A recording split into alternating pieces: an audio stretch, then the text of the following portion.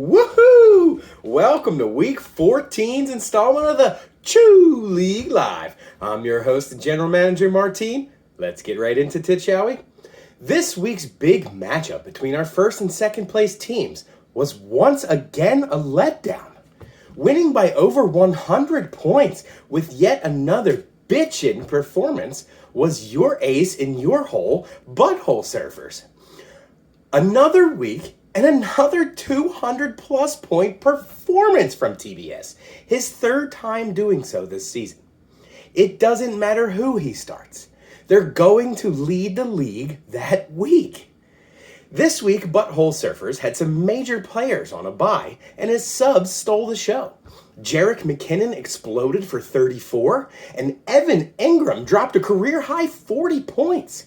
You'd have to go back 7 weeks all adding together to get 40 points out of Evan.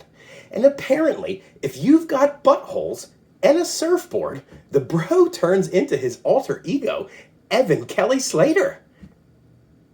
With a notable move heading into the weekend, the champ cursed himself before this one even started by picking up Deshaun Watson.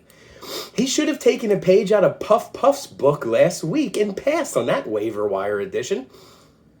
Speaking of Puff Puff pass, he got another incredibly lucky win this week. Last week's tie wasn't good enough. He wanted more. In another terrible week for Triple PP, he was walking into Monday night's game facing off against Kyler Murray, and he only had a 7-point lead. Murray went down to injury on the third play of their game, and his season might be done. And to further salt the wound, Matthew and his team had a 40-piece Trevor Lawrence sitting on the bench. In other news around the league, Smooth B's Buhls got his revenge as he mollywopped Team Tits this week, winning by a double nickel. Led by a pair of Buhls on the Vikings this week, Justin Jefferson and Kirk Cousins added 67 points combined for Smooth B's Buhls. Team No Titties was asked why he didn't start a running back this week, and his response was that his players were too good to drop, and he treated this week as a rest week for his players.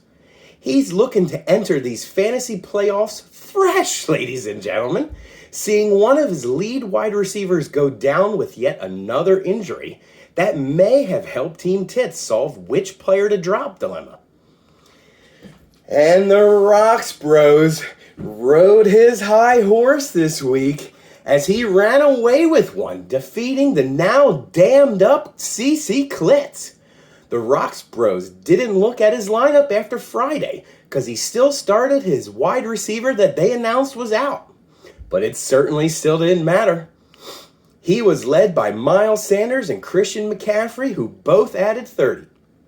And the Budfather anxiously blazed to another win this week in our closest contest.